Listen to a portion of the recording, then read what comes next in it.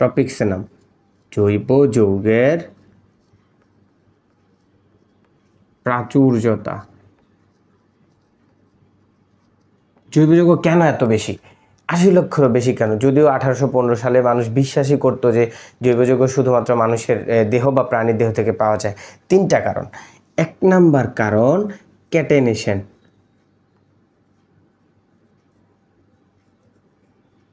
এক নাম্বার কারণ হলো ক্যাটেনেশন। ক্যাটেনেশন কি? আমি আগেই বলেছি জৈব যৌগ হলো হাইড্রোকার্বন, অর্থাৎ ক্যাটেনেশন হলো কার্বন পরমাণু সমূহ নিজেদের সাথে যুক্ত হয়ে অনেক বিরাট রকমের শিকল তৈরি করতে পারে।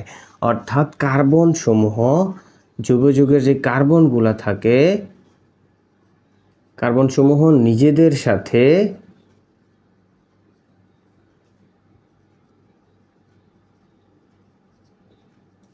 যুক্ত হয়ে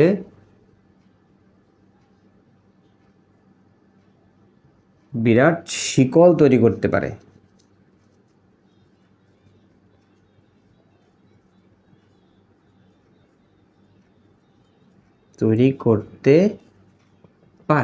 মানে এই যে একটা কার্বন, এই কার্বনের তো 4টা হাত, এই কার্বনটা এর অন্য একটা কার্বনের সাথে এইভাবে যুক্ত হতে পারে, অসংখ্যভাবে যুক্ত হতে পারে, এগুলোর প্রত্যেকের হাত ফাঁকা থাকে।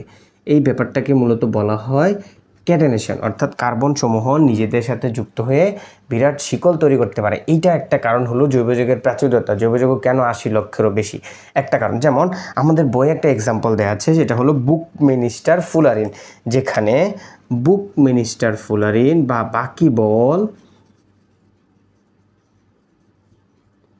বুকমিনিস্টার ফুলারিন অথবা বাকিবল, এটাকে বাকিবলও বলে, এটা দেখতে অনেকটা ফুটবলের মতো। এইখানে কার্বন 60টা, কার্বন 70টা, এই 2 ধরনের কার্বন 60টা এবং 70টা কার্বন যুক্ত হয়ে একটা যৌগ গঠন করে। এটা হলো ক্যাটেনেশনের পারফেক্ট এক্সাম্পল, অর্থাৎ 60টা কার্বন নিজেদের সাথে যুক্ত হয়ে একটা ফুটবল আকৃতির যৌগ গঠন করে। এবং এই বুকমিনিস্টার ফুলারিনের কার্বনের সংকরায়ন হয় sp2। এটা অনেক ভর্তি পরীক্ষায় আসে যে বুকমিনিস্টার ফুলারিনের সংকরায়ন, কার্বনের সংকরায়ন কি? কার্বনের সংকরায়ন হলো sp2। সো এটা ছিল ক্যাটেনেশন। ক্যাটেনেশন আবার বলি, ক্যাটেনেশন কি? ক্যাটেনেশন হলো কার্বন সমূহ নিজেদের সাথে যুক্ত হয়ে বিরাট শিকল তৈরি করতে পারে। অর্থাৎ এই যে একটা কার্বন শুধু একটা না, এখানে 3টাও কার্বন যুক্ত হইতে পারে, 2টাও কার্বন যুক্ত হইতে পারে, একটা তো কার্বন আছেই, এইভাবে যুক্ত হয়ে বিরাট আকারের শিকল তৈরি করতে পারে। এটা হলো 1 নাম্বার প্রাচুর্যতা। 2 নাম্বার কারণ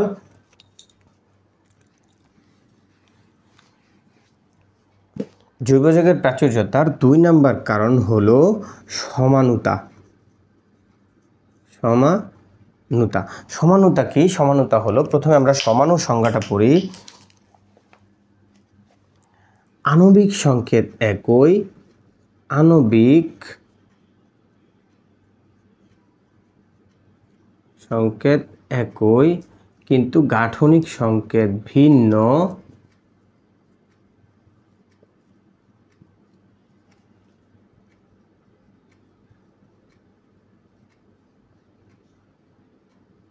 তাদেরকে পরস্পরের সমাণু বলে। তাদেরকে পরস্পরের সমাণু বলে। এবং এই যে ধর্মটা, এই ধর্মটাকে বলা হয় মূলত সমানুতা। যেমন আণবিক সংকেত একই কীরকম হতে পারে, যেমন C2H5OH, এটা হলো একটা আণবিক সংকেত। কার আণবিক সংকেত? ইথানলের আণবিক সংকেত। অর্থাৎ যেটা যদি আরও আণবিক করা যায় তাহলে কি লেখা যায়? C2H6O। এখন এটাকে কয়ভাবে সাজানো যায় একটু দেখি। দেখো এটাকে কয়ভাবে সাজানো যায়। আমরা যদি এইভাবে সাজাই, সি প্রত্যেকটা হাতে হাইড্রোজেন দিব, এবং যেহেতু কার্বন 2টা, আরেকটা হাতে হাইড্রোজেন দিব, এই 2টা হাতে এটা একটা হাইড্রোজেন, এটা একটা হাইড্রোজেন এবং OH, অর্থাৎ এটাকে লেখা যায় CH3CH2OH। এইভাবে একবার সাজালাম, এটার নাম হলো অ্যালকোহল, অর্থাৎ এটা হলো ইথানল। এটা হলো ইথানল। এটাকে আবার আরেকভাবেও সাজানো যায়, সেটা হলো এইভাবে CH3O CH3। এই যে দেখো সেম, এইখানেও কার্বন আছে 2টা, হাইড্রোজেন আছে 6টা, কিন্তু অ্যালকোহল। এটা হলো মূলত ইথার,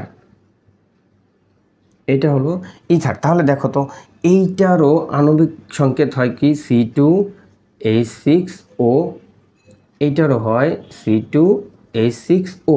বাট আমরা যে এটাকে স্ট্রাকচারটা লিখছি, এই স্ট্রাকচারের জন্য এই যৌগগুলা 2 ধরনের হয়ে গেছে। একবার হয়েছে এটা ইথার, আরেকবার হয়েছে এটা ইথানল। তার মানে কি আণবিক সংকেত দুজনের একই, আণবিক সংকেত এদের দুজনের একই, কিন্তু গাঠনিক সংকেত, এটা একটা সংকেত, এটা একটা সংকেত, গাঠনিক সংকেত দুজনের ভিন্ন হওয়ার জন্য এদের নাম ভিন্ন হয়ে গেছে। তার মানে এরা হলো পরস্পরের, অর্থাৎ ইথানল এবং ইথার এই দুইটা পরস্পরের সমাণু। এবং এই যে ধর্মটা, এই ধর্মটাকে মূলত বলা হয় সমানুতা। এটাও একটা জৈবযৌগের প্রাচুর্যতা যে অর্গানিক কম্পাউন্ড সমূহ এইভাবে গাঠনিক সংকেত ভিন্ন করে একই যৌগ, একই আণবিক সংকেত বিশিষ্ট যৌগ বিভিন্ন ধরনের যৌগে পরিণত হইতে পারে।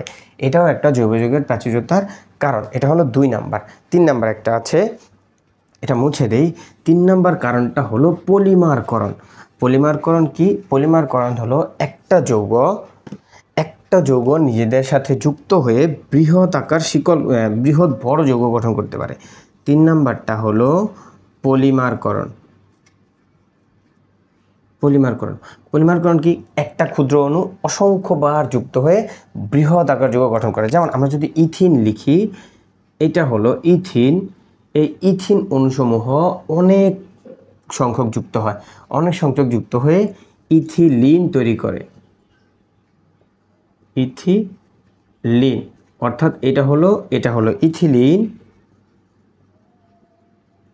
আর এটা হলো পলিথিন।